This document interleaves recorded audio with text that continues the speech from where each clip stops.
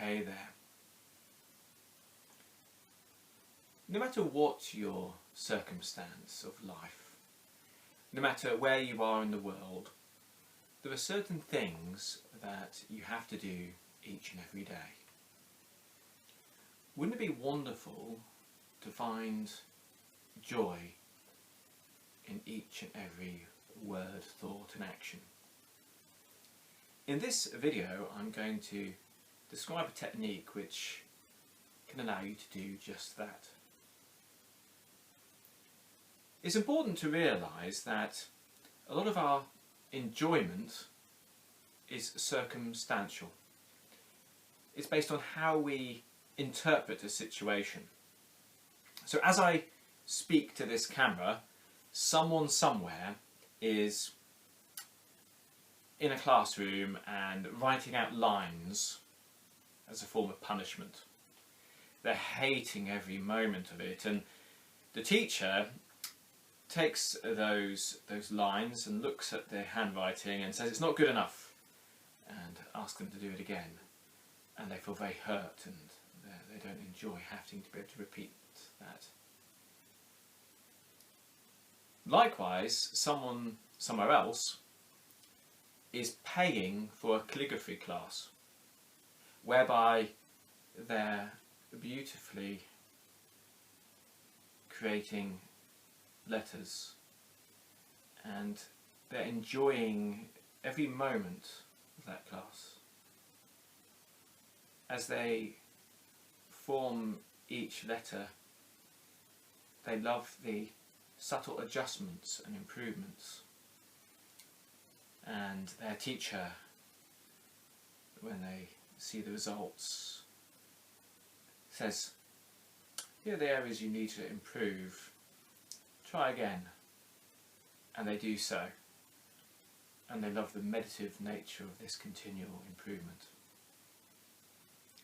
You might be able to see this interesting phenomena in your life as well. If you know someone who's really into physical fitness, and maybe they do CrossFit or weightlifting or gymnastics of some type.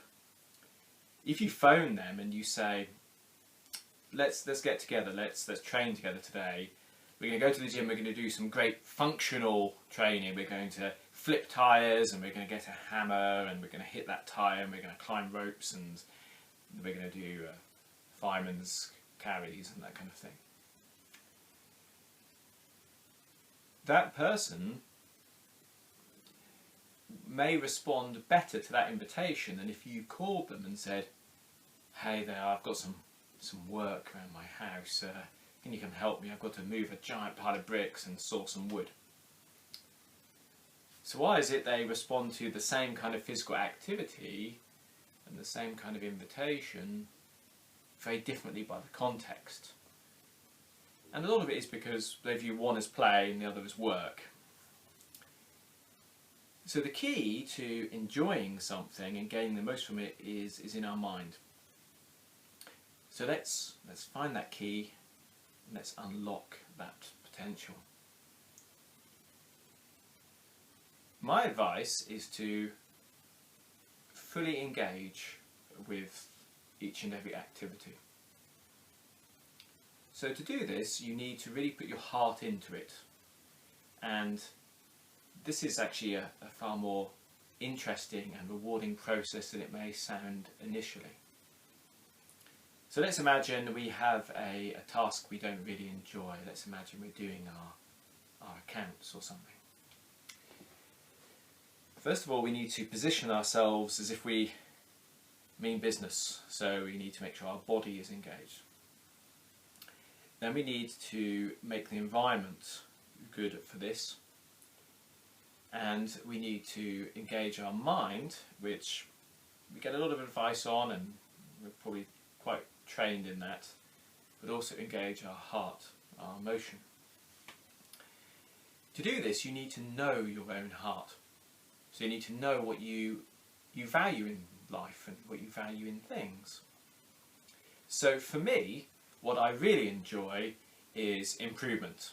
I enjoy self-improvement. So for me, learning to make sure every time I drive I'm learning better coordination, better reactions, and I'm improving my memory of routes, and I'm trying to find a better way of doing things, makes me enjoy it and look forward to it. Making sure that each and every action that I make is some form of improvement allows me to fully engage and to find that spark of joy in that. So if I'm listening to someone and they're talking about a subject that I wouldn't normally find interesting, I'll use that as training to try to find the value in the situation. If I'm in a circumstance when I have an unavoidable wait, I'll either utilise that time positively, or I'll use that as a form of patience training. If I find myself having to stay up late and having to do things when tired, I embrace that as a kind of training in a fatigue state. It's a concentration training. Other people find other things really aid them. So in the Zen tradition, they actually do what we'd see as mundane work with full awareness as a form of training. In yoga, they learn to put love into everything. So they do everything with a sense of bhakti, a sense of love for all living creatures, expressed through doing everything as well as they can. My advice to you is that to do this correctly, you need to listen to your heart and be absolutely honest. Nothing that your deep mind, your true nature tells you should be taken negatively. So if you're after attention, look at what you really want that attention for. Make sure you're utilising it for good. So there's nothing negative about wanting to set a genuine good example that inspires others. If you're after power, look at noble things you can do with that power and find that in each and every action. By starting to act with your heart behind everything you do, you start to harmonise. So the things that used to be something that was causing conflict between your mind and your emotional self, they come into harmony. And when these two are in harmony, you perform so much better. So this is a way of improving on all levels with every single moment of the day. When you start to view any new challenge as something exciting and interesting, then the world takes on an entirely different colour, an entirely different light. And you find that this harmonising process I'm talking about starts to become external as well. You start to harmonise with the world and with everything that's happening.